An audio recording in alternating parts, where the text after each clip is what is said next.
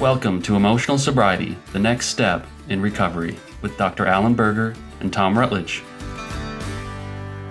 Practice conversations to convey rather than to convince. I like this because it urges us away from an adversarial relationship with our fellows, and it puts us on the same side of whoever it is. If we're talking about whether we're conveying or convincing, usually that means there's a bit of tension. We're at loggerheads. The adding more self that we talk about. With our words, we're walking with another person through our feelings and our train of thought. We are not only giving ourselves the full expression we need to feel fully present in the moment, but we're giving the other person access to that.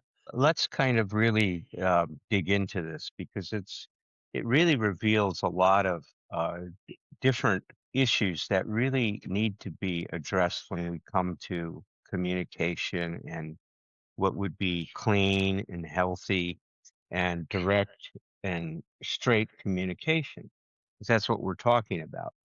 So, like like Tom is saying in this nutshell, when we're conveying something, we're trying to reveal ourselves to another person. We're trying to say, "This is who I am.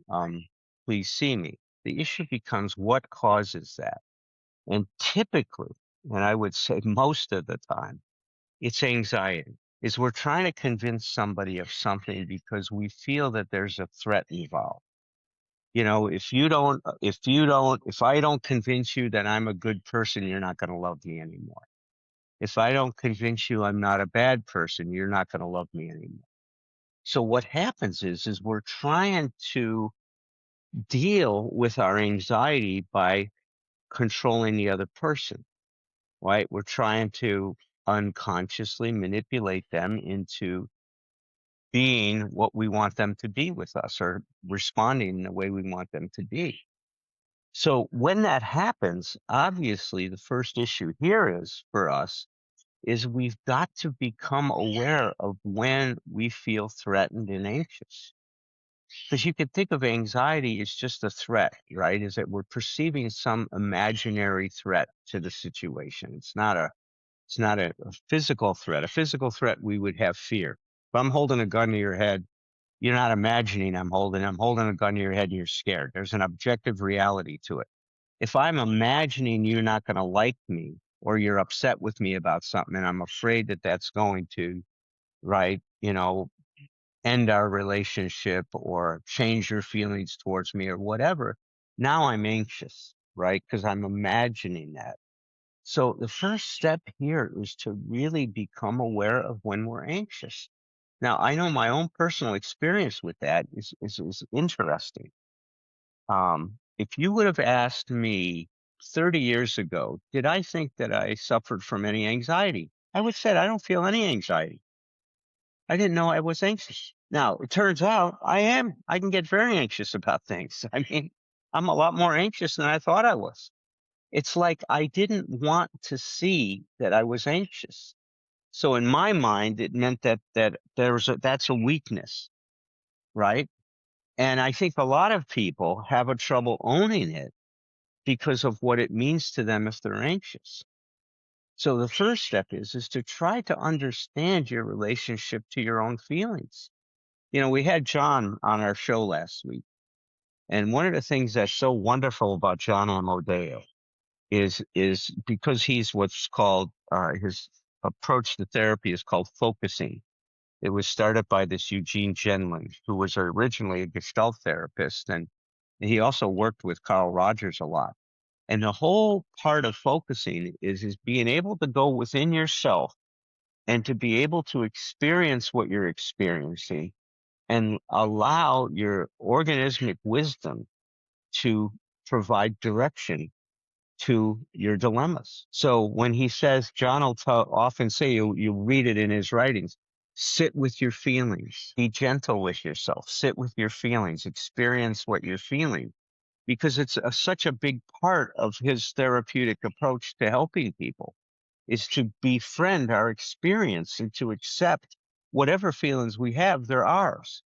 You know, this is what Tom often refers to Roger's discussions with us about self-acceptance from Nathaniel Branden's point of view.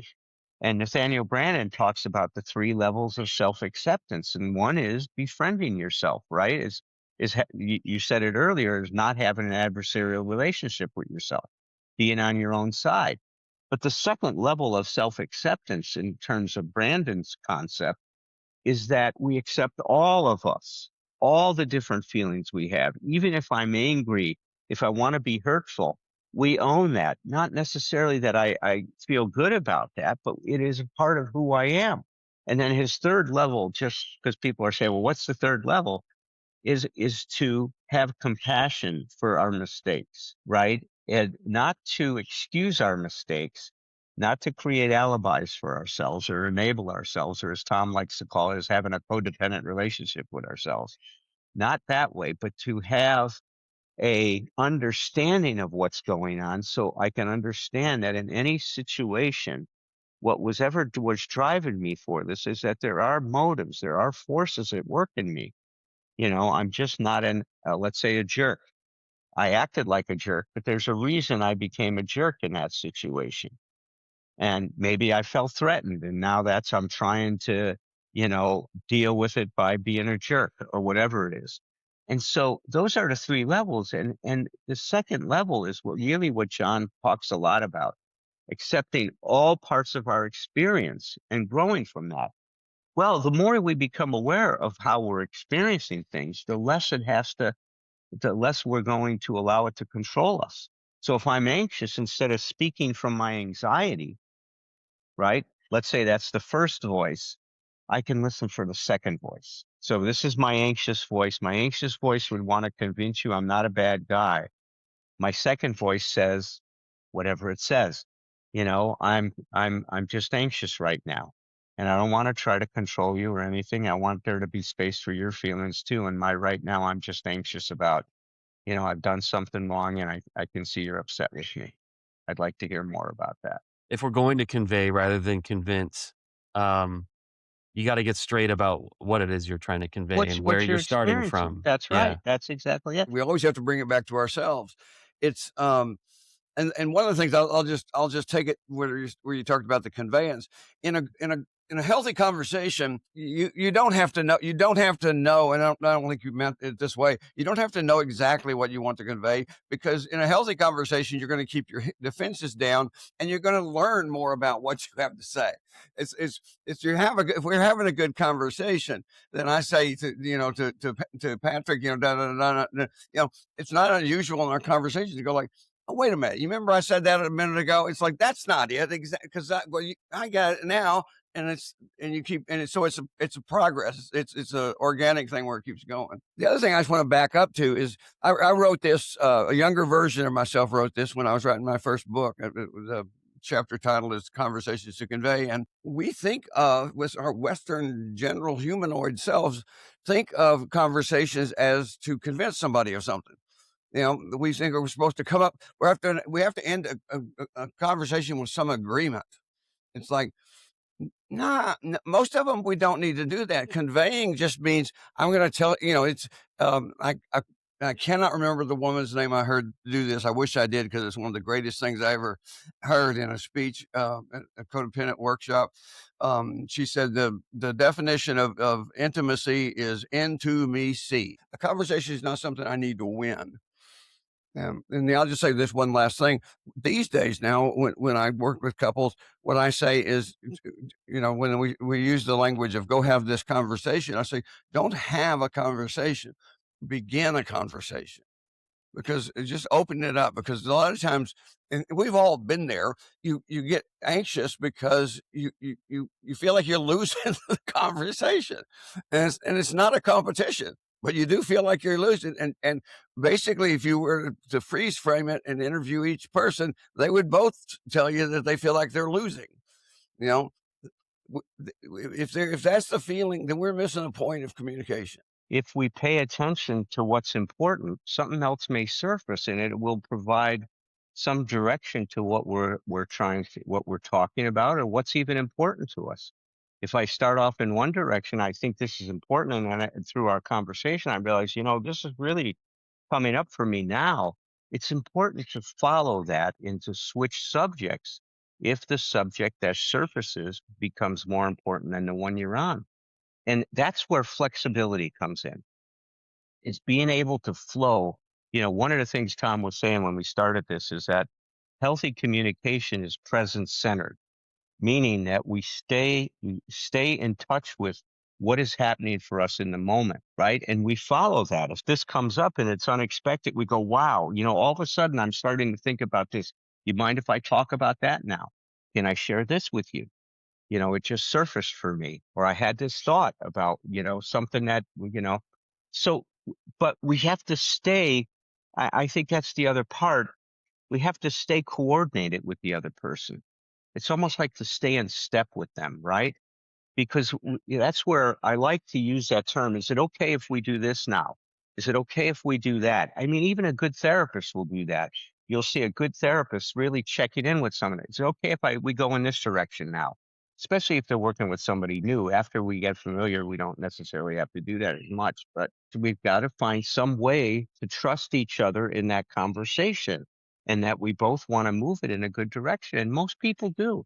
But I'll tell you, anxiety, if we don't identify it, it's going to, instead of keeping us at a higher level of conversation, we are going to drop to our lower self.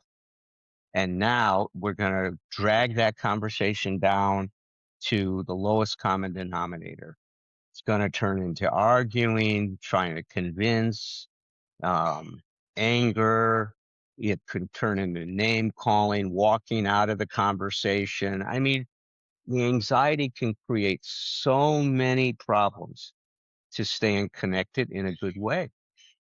And so this becomes a very important topic in terms of emotional sobriety, because one of the big things for emotional sobriety is learning how to have a healthy relationship with our feelings. We lose that a lot of times in long-term relationships. You think you're together a long time, so we must be really good at communicating.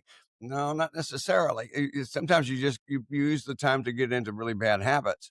So, and you know this, Alan. We work with people who've been together for a long, long time, and they love each other, but it's like they just suck when there's a conflict. And one of the things we're talking about here is being able to get on the same side of the problem. I can't remember where I first heard that, but it was like the idea that you can't solve problems from an adversarial position. You have to work to get on the same side of the problem. Who taught us how to communicate? Most of us have ridiculous, not great role models, and culturally we don't really have great role models. And it's like so it's okay to not know. I'll just foreground some conflict I had yesterday, which is that there's a new apartment I'm semi-sharing with my partner. I keep breaking shit accidentally.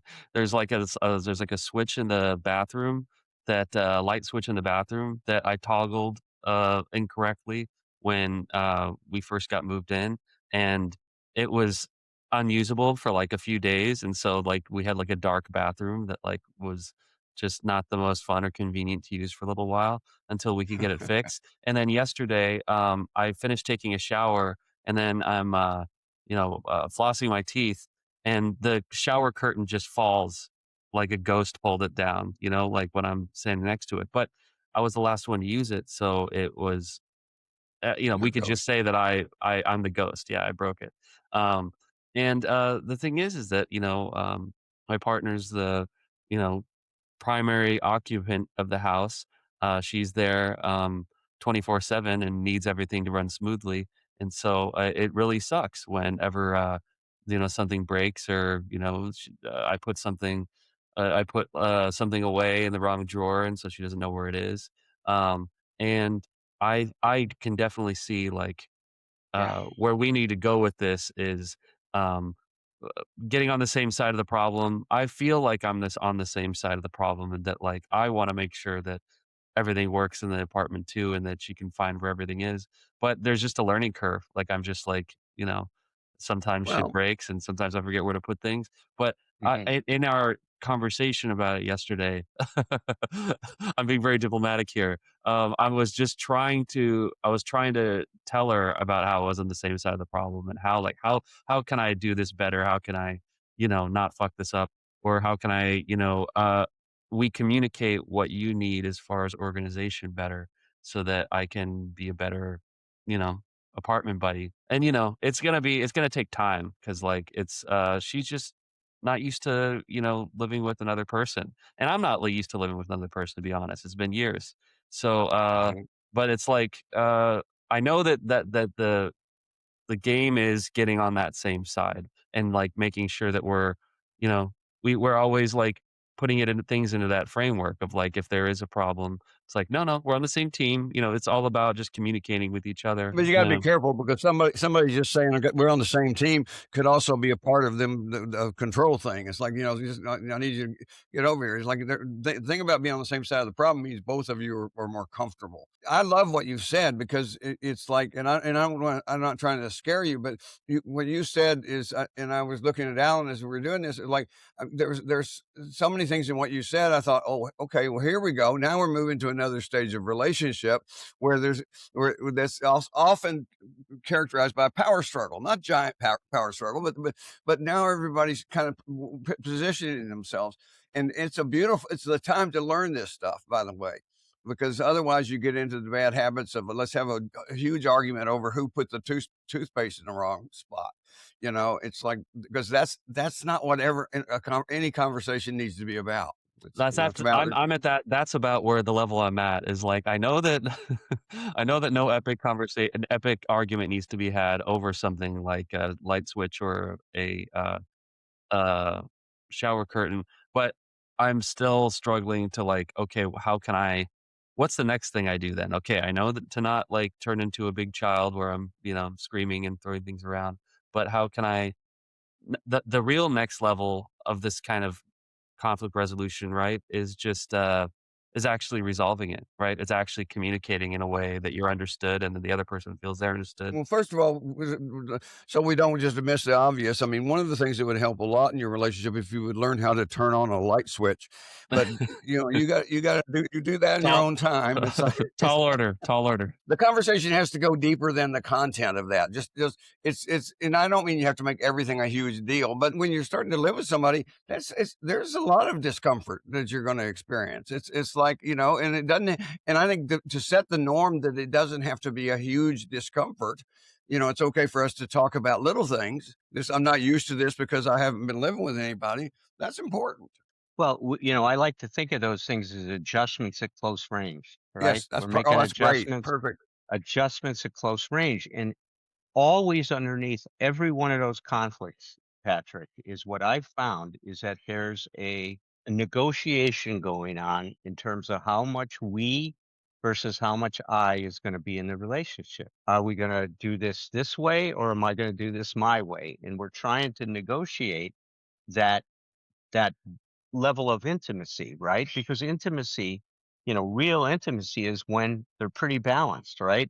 Where I'm together, but I'm not losing myself, right? That kind of a thing. And so every one of those conflicts has to do with, are you going to do it my way? Or are we going to do it your way? Or are we going to find a way together to make this work, right? You see, it's that kind of a thing. So that's what Tom is saying when he says if you go beyond the content and look at what is underneath that, what is driving that discussion, you're going to find it's a negotiation.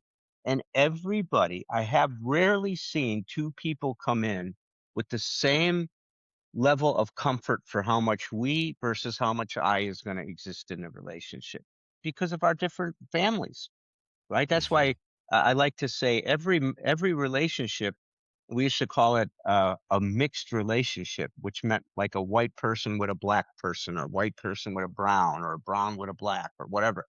But the truth is every relationship is a mixed relationship because we're all coming from different families, Mhm. right? My family Yeah. does things one way, your family does things another way, and we're trying to put those two family cultures together. And there's going to be some adjustment, like Tom is saying, to that whole process. If we don't see that as a problem and we just see that as an adjustment, that's No, getting on the same the page. the bigger picture, because that's what you're saying. This goes to what I said, like don't just have a conversation, open the conversation. Put some words to it like that. That so that you can there first of all, when you do that, you have a little bit of you have a place to land for a little bit of a sense of humor. I'm having trouble with those adjustments. It's like let's go. You don't feel like you have to figure it all out. If somebody gets if you don't do something I like to be done in the bathroom, it's um I don't get offended and spend the rest of the day being mad at you, and pouting or whatever like that. It's just part of the process. We'll figure it out. Just have that sort of not exactly what Alan said. We mentality. We'll get it. Well, thank God. I mean, I'm just reflecting now. Like we did have very different parenting styles growing up, her and I. And the thing is I get that, and I think it's cool. Like I'm not starting with the expectation that like, well, I mean, I understand why we're at different places or why we see things differently. Now the trick is in that resolution and and it's a lot of understand rather than to be understood on the way towards being understood, right? You start by understanding the other person first. I was gonna point out, Tom, like you seem to have a pretty you seem to have a very sweet relationship with Deedee, and you guys have been living together a really long time. And you were talking about the storm recently and the ice, Mhm, and mhm. describing how you were under the blanket with like all the critters, or under every blanket in the house. Like in your living with her, there's a lot of facets to it because it's such a big property, right? And there's like it's like a whole operation. It's not just like an apartment or a house. It's like you've got to like service all these areas of it. And over the years, I imagine you've had to kind of like work with her in figuring out, like, how do we run this system together without totally pissing each Yeah. other off at the different ways you go about it. Like, was that something I'm guessing that was something that was No, provisionally that's right. reached, right? Yeah, well, I think that's interesting you say that because looking back, and we've been together 40 years, and it's like in part of what you're talking about is something as simple as just the division of responsibilities, and it's like, and we didn't. I mean, if we came in and looked at it and said, okay, let's look what that how that stacks up now, it probably doesn't really resemble what it was at the beginning. We evolved into this, but the most important thing I want to say to people is do the work about relationship, because when you get frozen in, when you get for 8 days, and you're going to be under the covers, every blanket in your house, you're going to be under the covers with this person for 8 days. Like A lot of horror movies you want started to that be with way. Yeah. somebody you want to be with, and it's like it's a 8 beautiful thing days a week. when you can do that. So What's that Beatles song? 8 days a week. I love that you. stuck with me. Yeah, I 8 was days a in week. frozen Not 8 days a enough week. to Yeah. show I care. Ooh, I need your love, babe. I'm serenading you guys this morning. I love it. No, we brought 8 Days a Weekend, and then what's the other one? You Can't Do That. That's the other Emotional Sobriety Beatles song. Whoa, Oh, oh, that's the one that yeah, John was the such a John Lennon. control Yeah, freak. Oh my God. all the pissed off songs are John Lennon. It's like, They are. All the controlling and jealous I mean, songs. what's the song I'm where a jealous he guy. threatens to kill the person? It's Yeah, like that's you can't do that. You can't do that. I mean, my God, you're right. Everyone, it just shows, and it's so good because they wrote those songs when they were in their teenage years, right? yeah. Yeah. So it really shows what their consciousness was back then. Man, it's great. I love it. I thought that That's was a good. love song, by the way. You can't do that. Oh, yeah, well, we thought that, I mean, I promise I never spent any time and, perusing over the lyrics for the Beatles. Now, when we got to Jethro Tull and Elton John and stuff like that, then now you spend time with lyrics, but Beatles Yeah, not so much. that's right. You ever have one of those, like, interactions in AA that, really rub you the wrong way, or that, like, you're kind of being friendly with somebody and Yeah. they just Yep. act really, like, inexplicably mean or rude Yeah. to you, and you're just like, and it sits with you. You might not know the person very well, but you're just like, "Ah, that interaction didn't work Yeah. out the way I Yeah. wanted to." And anyway, he called me yesterday. Like, I've been seeing him at the meetings for the last few weeks, and just kind of waving to him, or just kind of maintaining a respectful but a distance. And yeah, and he called me and we talked for like 15, 20 minutes. And he ended the call by saying, "I appreciate you." And it's really nice. And what it was, what it turned out to be is just something about like uh boundaries, or he had boundaries that he was, anxious about. And I think that you know, it's kind of like maybe you get to a certain point and you're just a little bit reluctant to make new friends, or you just don't want to, you know, maybe I think it's totally okay to come to AA meetings because you need to hear the message, and you want to sit and just kind of be a part of that, but maybe you don't want to, you know, Fellowship. get Yeah. close, quote Yeah. unquote, with, the other guys in the group. And I think that's totally valid and cool. But I think he's one of those guys that maybe goes back and forth on that a little bit. Maybe sometimes he wants to be a part of, and he wants to kind of like he wants it to be a thing that'll extend more outside the meetings, and then other times not. But anyway, what that kind of by the time he called me, I was trying to do my emotional sobriety, and basically like uh anybody can be either pissed off at me, or anybody can kind of feel however they want to feel about me.